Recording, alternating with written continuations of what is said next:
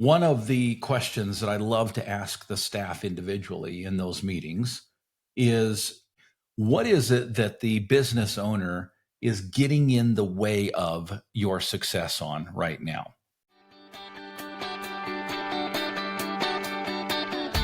Originating from deep inside the Rocky Mountains, transported through the power of the internet, and arriving inside your tiny earbuds. It's the AppraiserCoach podcast, helping appraisers increase their efficiency, quality, and make more money. Here's the guy who makes it his life's mission to create value for real estate appraisers nationwide. Your host and the Appraiser Coach, Dustin Harris. Hey everybody, welcome back to the program. Dustin Harris hanging out in the podcast chair, just fresh off of a little bit of travel. Had an opportunity to head out this week to Kansas City, Missouri. I kept being reminded I'm not in Kansas. You would think you are, but you're not. Where we had a 2-day mastermind, Monday, Tuesday, and then I stayed another day to do a little bit of a tune-up for one of the mastermind members. This is an opportunity, and I do this. I haven't done this in a while, but I used to do this fairly frequently, where I travel to your office and spend an entire day with you and your staff. And, there's some observation and there's a lot of picking apart the processes and the numbers and the KPIs and your financials and everything else, and kind of taking a big picture and small micro picture of each and everything that you're doing in your appraisal business. The purpose, of course, is to take you from where you are to where you need to be. And that's what we did during the day, which brings me to today. And one of the things that I wanted to share is the importance of communication. One of the things that we did, and I love to do this when I'm out, with these field trips. We'll call them field trips. When I'm out with these field trips, I love an opportunity to not just meet with the business owner. Sure, that's the person paying the bill. Sure, that's the reason I'm there. And there was 10 hours. We spent 10 hours. No joke. Now, there was a little bit of a break for lunch, and we went out to dinner together as well. But there was a full 10 hours of instruction 2 days ago. And it was mostly with the homeowner. It was mostly with the business owner. But one of the most powerful things that I do during these visits is to meet with the staff. And yes, the owner is there, so there may be some bias there, but I try to make the environment a safe haven, a place where people are able to share reality, are able to be real about what they're doing and what's working, and most important, what is not. One of the questions that I love to ask the staff individually in those meetings is, and when I say individually, I mean we go through each and every individual in the meeting, and I ask them each individually, what is it that the business owner is getting in the way of your success on right now? And you would be surprised, maybe you wouldn't, but I think you would be surprised at how open individuals are, even with the business owner, even with the person signing their paycheck sitting right there. They're still willing to share. Why? Because they want to be successful just like you do. And it is an interesting conversation to sit there, me as the consultant, you've got the business owner, the one paying my check and their check, by the way, and then you've got an employee who's willing to pipe up and say it the way it is. What do we learn from that, business owners? I want to share, I think, a couple of principles that I think will help you as you move forward in your success. First, I want to pause and remind you that we are sponsored today by True Home Tracker. What is it?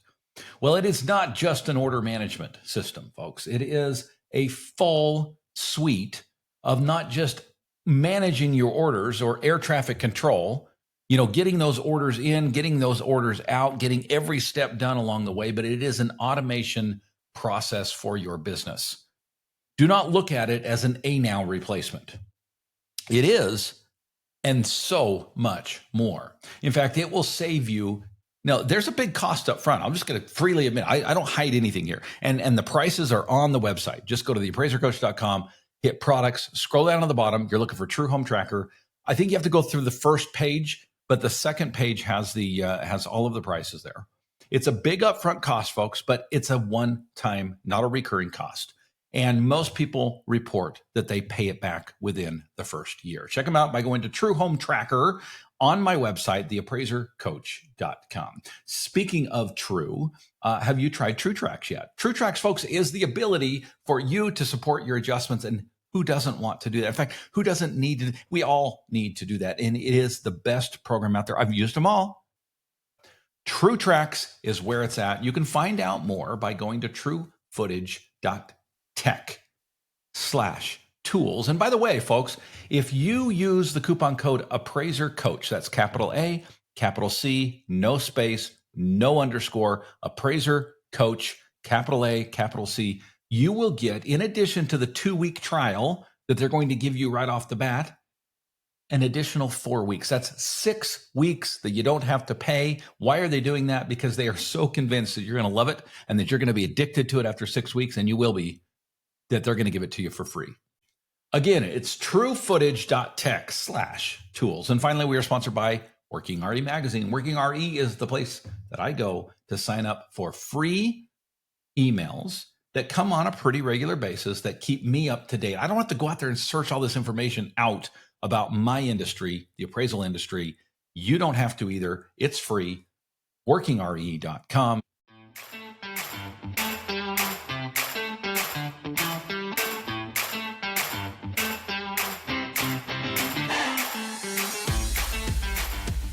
Welcome back to the program, everybody. Dustin Harris hanging out in the podcast chair. It's actually been a while. I know you get these on a weekly basis, but sometimes we just kind of record them in bunches, a little behind the scenes information for you there. It's been a while since I sat in this chair, and it's good to be back.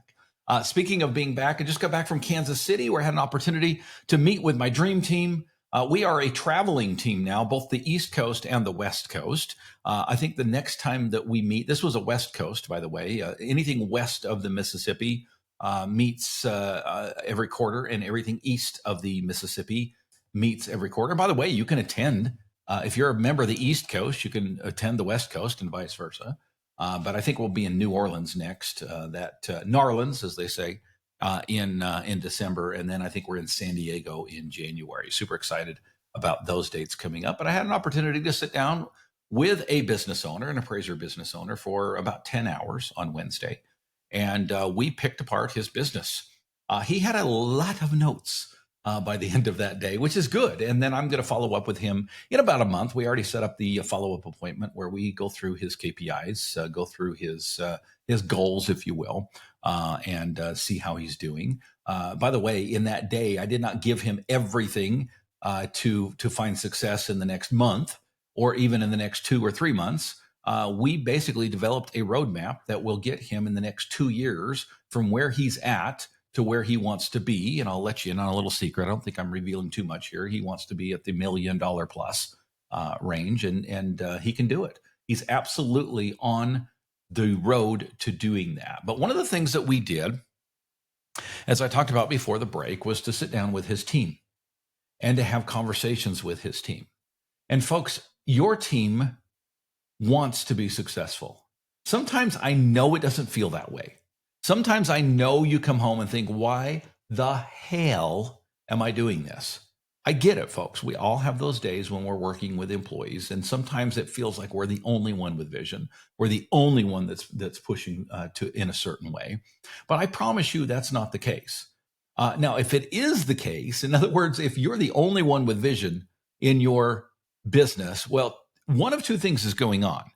Either you need to communicate your vision, or you need to let a few people go because they're not on board with it, right? We can't be successful unless we surround people that also have this success mentality in mind.